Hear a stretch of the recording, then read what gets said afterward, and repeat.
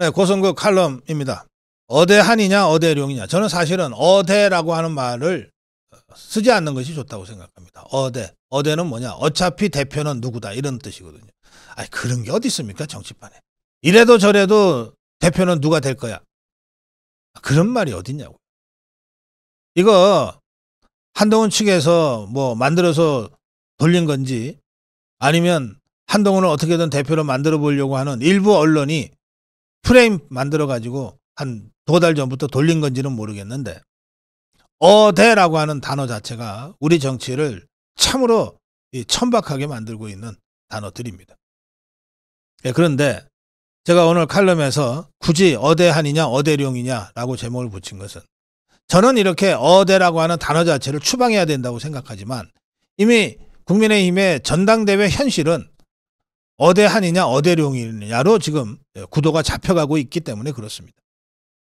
지난 한 2달 동안은 뭐 여러분들이나 저나 다 아시는 대로 어대한이 주도했어요. 한동훈 대세론이 전당대회를 별로 재미없는 전당대회로 만들 정도로. 그리고 이렇게 되면 전당대회가 이거 흥행이 안 되는 거 아니야 라고 걱정할 정도의 한동훈 대세론이 모든 언론을 다 뒤덮었습니다. 그런데 이 어대한의 균열이 가기 시작한 것이 불과 하루 사이입니다. 그동안 뭐 나경원이나 안철수나 뭐 유승민이나 여러 사람들이 마치 간 보듯이 전대 출마 얘기를 흘리는 사이에 한마디도 하지 않고 있던 원희룡이 갑자기 출마하겠다고 언론에 알린 순간 어대한이 깨어져 나가기 시작했어요. 불과 하루 사이에 벌어진 일입니다. 어젯밤에 제가 들은 얘기는 어대한이 아니라 어대룡입니다 라는 얘기예요. 제가 그 얘기를 하는 분한테 그 어대라는 말은 안 쓰시는 게 좋습니다 라고 했지만 이미 흐름이 그렇게 확 바뀌었다고 하는 것은 또한 지금 우리가 처해 있는 정치 현실이기도 합니다. 23일 월요일입니다. 내일이군요. 일요일 날. 내일 일요일 날 나경원, 한동훈, 원희룡이 각각 공식 출마 선언을 뭐 한다고 합니다. 1시간 간격으로 뭐 한다고 보도가 되고 있는데 뭐 공식 출마 선언이 갖는 의미가 뭐 없는 것은 아니지만 한동훈이야 이미 한두 달 전부터 당대표 출마 쪽으로 움직여 왔고 나경원이 마찬가지입니다. 모두의 예상을 뒤엎고 갑자기 전대판에 뛰어든 것은 원희룡이가 유일하죠. 자, 어쨌든 이 세 사람의 3파전으로 일단 전대 국면이 시작될 것 같은데 윤상현한테는 안 된 얘기지만 지금 여러 가지 조사나 이런 걸로 보면 윤상현이 출마 선언을 가장 먼저 했으나 이 세 사람에는 아직은 미치지 못하는 것 같습니다. 자, 그건 그렇고요. 이게 이제 어떻게 되어 있냐면요. 당대표는 따로 뽑아요. 마치 메이저리그처럼. 그리고 최고위원들은 또 따로 뽑습니다. 이게 마이너리그처럼. 따로 뽑는데 당대표는 한 표씩 투표합니다. 반면에 최고위원 있잖아요. 최고위원은 2표씩 투표해요. 1인 2표. 그리고 청년 최고위원을 또 따로 뽑습니다. 그럼 청년 최고위원은 또 1표 합니다. 그래서 이게 뭐 러닝메이트도 아닌데 일종의 팀으로 이 선거를 치르게끔 그동안 되어 있었어요. 이번 전대에도 아마 그렇게 될 겁니다. 그러니까 당대표에 나갈 사람은 자기와 손잡고 나를 찍을 사람은 이 사람 찍어주세요. 최고위원으로. 청년 최고위원으로는 이 사람 찍어주세요. 하고 다닐 거예요. 또 청년 최고위원으로 나간 사람은 저 찍어주실 분은 대표는 이 사람 찍어주세요. 이렇게 하고 다닐 거라고요.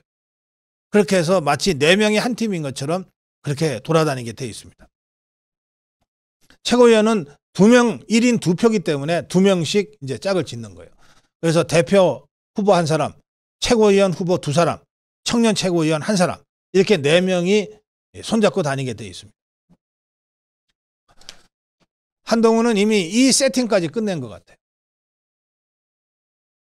데일리한 보도에 따르면 한동훈은 최고위원회 나갈 2사람으로 한 사람은 장동혁. 지난 선거 때 자기 밑에서 사무총장 했던, 그래서 총선 같이 말아먹었던 장동혁이를 최고위원 후보로 점찍고 있다고 합니다. 그리고 또 한 사람은 박정훈, 송파갑에 그냥 전략공천 받아서 선거 같지도 않은 선거 치르고 뺏지단 그 TV조선 출신의 박정훈.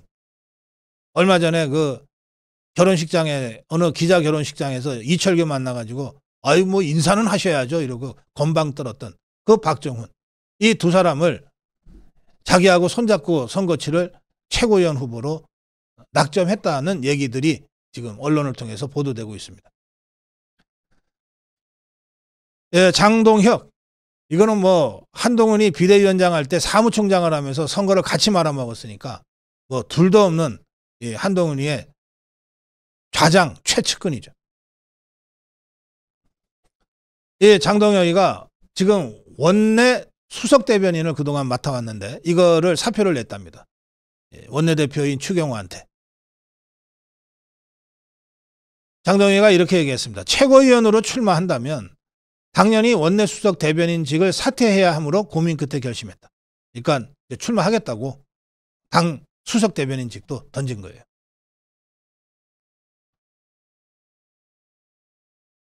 사실 뭐 선거 책임하고 지난번에 원내대표 선거 때 이철규가 나가겠다고 하지도 않았는데 이 한동훈 주위에서 선거에 책임 있는 이철규가 왜 선거에 나오냐고 마구 그냥 압박을 해갖고서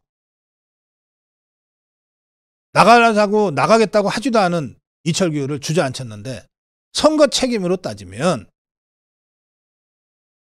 상식입니다. 상식. 선거 책임으로 따지면 선거 때 비대위원장, 선대위원장인 한동훈이 제일 크고 그 다음으로 큰 실무 총책임자는 사무총장인 장동혁입니다. 이 사람들이 다시 손잡고 당권을 잡겠다고 지금 채비를 하고 있는 겁니다. 박정훈은 윤석열 대통령 시계를 착용한 사진을 올리면서 페북에다가 전당대회 최고위원 출마를 시사했는데 다시는 지지 않는 정당을 만들어야 하는 과제가 있다 이러면서 다시는 지지 않는 정당, 이게 한동훈이 얘기입니다. 그 박정훈이가 왜 윤석열 대통령 시계를 찬 사진을 올렸는지 참 기도 안 찹니다.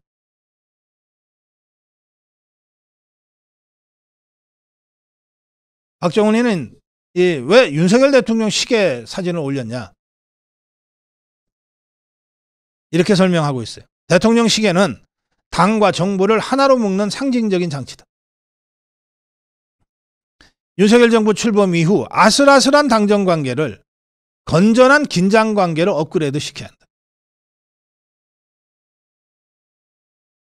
한동훈과 함께 손잡고 최고위원 하겠다는 박정훈이가 굳이 대통령 시계를 사진으로 올리면서 아슬아슬한 당정 관계라고 표현했어요. 윤석열 대통령에 대한 한동훈 측의 시각이 어떤지를 아주 잘 보여주고 있습니다. 적나라하게. 그래 놓고 한동훈 측에서는 대통령한테 전화를 해서 격려를 받았다고 또 언론 풀이를 하고 있어요. 표만 되면 뭐든지.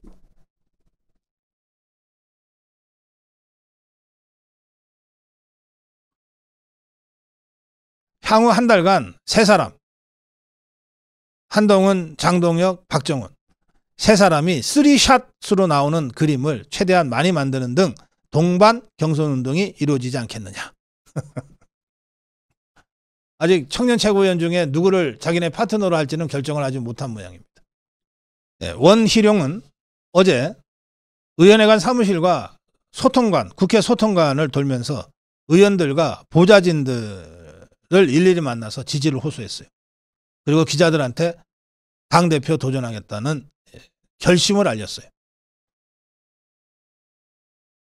이렇게 의원회관을 직접 돌고 국회의원들과 그 보좌진들한테 직접 출마하겠다고 인사를 하고 또 국회 소통관에 와서 기자들한테 직접 알린 당권 주자는 원희룡이가 처음이자 유일하다고 합니다. 정치를 아는 거예요. 어디서부터 시작해야 되는지. 그래서 출마 선언, 당대표 출마 선언한 지 하루 만에 아주 발빠른 이 광속 행보를 통해서 어대한이라는 기류에 균열을 내고 있다는 관측들이 여의도 안팎에서 나오고 있습니다.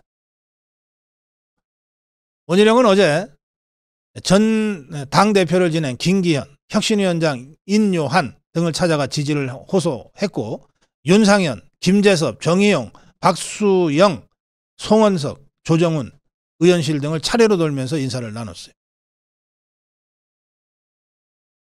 이렇게 다니면서 원희룡은 친윤 비윤 이런 식으로 접근한 게 아니라 헌신과 통합에 방점을 찍었습니다. 이재명을 상대로 가장 어려운데 희생한다는 각오로 총선에 나섰다. 그런데 지금 상황은 어쩌면 더 큰 헌신을, 희생을 각오해야 될지 모르는 상황이다. 주위 분들이 그러니까 당신이 피하면 안 된다고 요구해서 어쩔 수 없이 출마하게 됐다. 총선 패배 후에 자숙하고 침잠해서 돌아보는 시간을 갖고 있었는데 이 상황에서 피하면 비겁하다. 총선 때 이재명의 개항을 해 갔던 것 이상의 희생과 헌신이 필요하다. 이런 요구들을 동지들이 해오는 바람에 피할 수 없었다. 거절할 수 없었다. 그래서 나섰다. 이렇게 설명하고 있습니다. 어떻게 만들어 지켜온 당인데 이런 불안감을 안고 어떻게 남은 3년 집권 여당의 책임을 다하고 정권 재창출을 할 수 있겠느냐. 그래서 나섰다. 인요한은 바로 그 원희룡의 헌신에 화답했어요.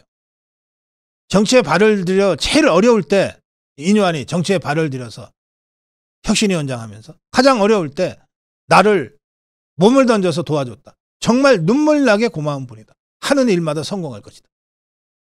일각에서는 인요한도 최고위원회에 나서서 원희룡과 함께 손잡고 선거를 할 수도 있다. 그런 예측도 나옵니다. 원희룡은 기자들한테 이렇게 얘기했습니다. 대한민국 역사상 가장 무도한 야당을 상대해야 하는 상황에서 한마음 한뜻으로 똘똘 뭉쳐야 한다. 한동훈, 나경원, 윤상현과 다 통화했다. 정치는 생각이 다른 사람을 만나서 덧셈법을 찾아가는 것이지 생각이 다르다고 적으로 만드는 뺄셈이 아니다.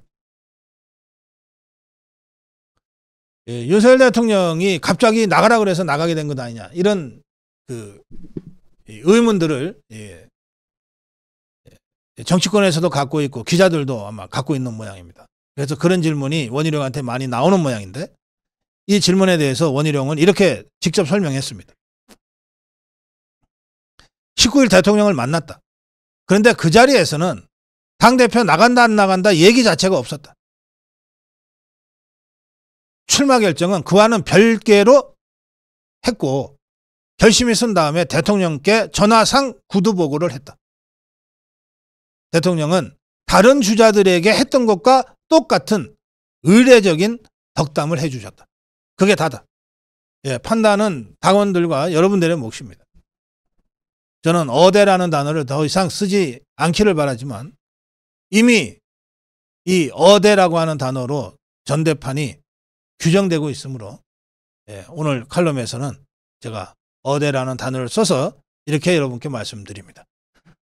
어대한이냐 어대룡이냐 여러분들의 선택에 달려 있습니다. 고성국 칼럼이었습니다.